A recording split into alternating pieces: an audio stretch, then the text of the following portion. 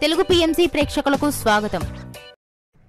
Hi friends, మీరు గనక ఇప్పుడే మా ఛానల్కు వచ్చినట్లయితే మా ఛానల్ని సబ్స్క్రైబ్ చేసుకోండి.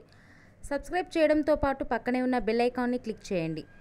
ఉప్పెన సినిమాతో పరిచయమైన హీరోయిన్ కృతి శెట్టి మొదటి సినిమాతోనే యూత్ని బాగా ఆకట్టుకుంది. నానితో శ్యామ్ సింగ్ రాయ్ సినిమా, నాగ చైతన్యతో బంగారాజ్ సినిమాలో నటించింది.